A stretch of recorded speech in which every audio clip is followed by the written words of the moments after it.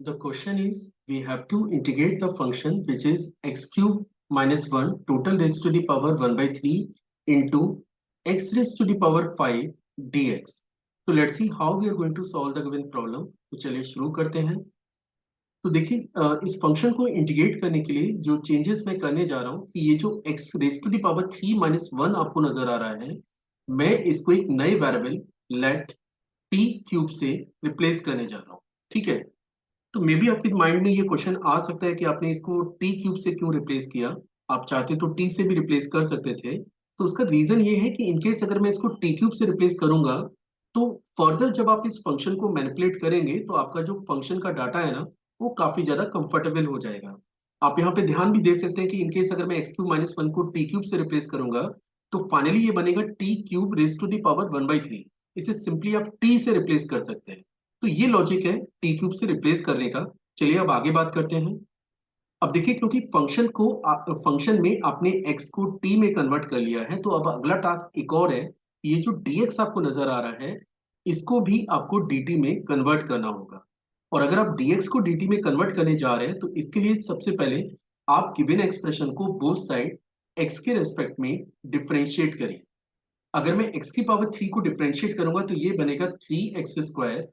1 का डेरिवेटिव ये 0 होता है, और यहां पे हम लोग लिख सकते हैं 3t² और that is dt upon dx। ठीक है, क्योंकि आपने x के रेस्पेक्ट में डिफरेंशिएट किया है तो राइट साइड में आपको dt अपॉन dx लिखना पड़ेगा। अब यहाँ पे आप देख सकते हैं कि 3 से 3 आपका कैंसिल हो जा रहा है, और बेसिकली मैं अब इसे लिख सकता हूँ x² इंटू dx, और इसको हम लोग रिप्लेस कर सकते हैं t² और dt से। तो देखिए, मैंने x को भी t में कन्वर्ट कर लिया है और dx को भी हमने dt के टर्म्स में ले आए हैं। अब चलते हैं क्वेश्चन के पार्ट में। जो क्वेश्चन आपको दे रखा है इसमें अगर मैं एक हल्का सा मैनिपुलेशन और करूं तो मैं इसको लिख सकता हूं x cube total raise to the power 1 by 3। एक तो ये टर्म है, और ये जो x की पावर 5 आपको नजर आ रहा है, आप इसे दो टर्म में ब्रेक कर लीजिए, एक x² और एक आपके पास एक्स क्यूब इंटू dx। तो आप देख सकते हैं कि ऑलरेडी आपने ये टर्म को तो टी में कन्वर्ट कर लिया है। x² dx का भी हमने मैनेजमेंट कर लिया है कि इसको अपन t² dt से रिप्लेस कर लेंगे, और एक टर्म जो हमारे पास बचेगा वो टर्म बचेगा एक्स क्यूब। इसको भी चेंज करना अभी बाकी है, और एक्स क्यूब को चेंज करने के लिए ये स्टेटमेंट आपको हेल्प करेगा। यहाँ पे आप देख सकते हैं कि एक्स क्यूब को अगर आप चेंज करेंगे तो इसे चेंज करके आप लिख सकते हैं t³ + 1। तो एक ये स्टेटमेंट भी आपको ध्यान रखना है जब आप क्वेश्चन को सॉल्व कर रहे होंगे। चलिए अब ये सारे चेंजेस हम लोग क्वेश्चन में यूज करना स्टार्ट कर देते हैं। तो आप देख सकते हैं कि अब ये क्वेश्चन बनेगा। सबसे पहले x³ माइनस 1 को आपने लेट किया था t³, तो ये बन जाता है t³ total raise to the power 1/3। उसके बाद x² dx, ये आपका x² और ये आपका dx, इसको आपने रिप्लेस किया है t² dt से। तो एक टर्म आपका t² आएगा और एक आपके पास dt आएगा, और अभी एक ये टर्म बचा हुआ है विच इज योर x³, और x³ को आपने रिप्लेस किया है t³ + 1 से। तो साथ में मैं इसे लिख सकता हूँ t³ + 1। तो फाइनली ये वो फंक्शन आ गया जिसको अब फाइनली आपको इंटीग्रेट करना है। अगर मैं इस एक्सप्रेशन को फर्दर मैनिपुलेट करूं, फर्दर सिंप्लीफाई करूं, तो t³ raise to the power 1/3 ये सिंपली t होता है। उसके बाद एक और टर्म आपके पास t² का है, और उसके बाद आपके पास टर्म है t³ + 1 इंटू dt की।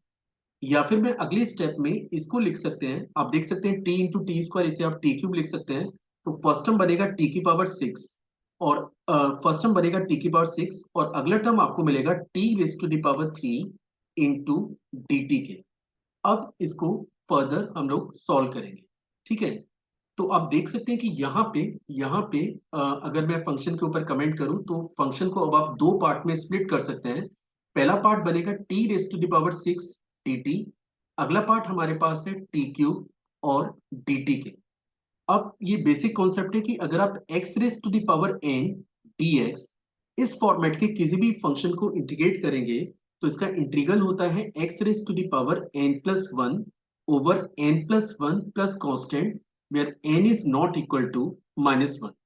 और इनकेस अगर मैं ये फॉर्मूला यहाँ पे यूज करता हूँ तो आप देख सकते हैं कि इसका इंटीग्रल बनेगा t⁻6+1 over 6+1 plus t⁻3+1 over 3+1 plus constant के।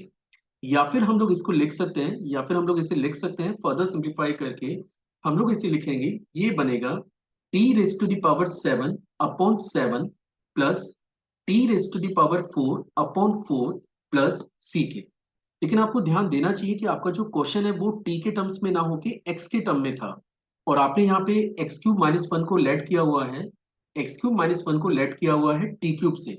ठीक है, तो फिर आपको t को भी x में अभी कन्वर्ट करना बाकी है। तो जैसा मैंने कहा कि आपने जो रिप्लेसमेंट किया था, जो रिप्लेसमेंट आपने किया है वो था x cube minus one is your T cube, या फिर टी की वैल्यू अगर मैं यहां से निकालता हूं तो टी मुझे मिलेगा x cube minus one total raise to the power one upon three. चलिए ये वैल्यू हम लोग रिप्लेस कर लेते हैं, जिससे हमारा आंसर एक्स के टर्म में नजर आना स्टार्ट हो जाए। So now this will become one upon seven t, t हमारे पास है x cube minus one total raise to the power one by three और एंटायर फंक्शन की पावर सेवन, उसके बाद प्लस वन बाई फोर, उसके बाद एक्स क्यूब माइनस वन की पावर वन बाई थ्री और टोटल फंक्शन की power four plus constant. In case अगर आप इसे और फर्दर सिंप्लीफाई करते हैं तो ये बनेगा one upon seven which is a constant x cube minus one total raise to the power seven upon three plus one by four x cube minus one raised to the power 4 by 3 plus constant. This is the answer for the given integral.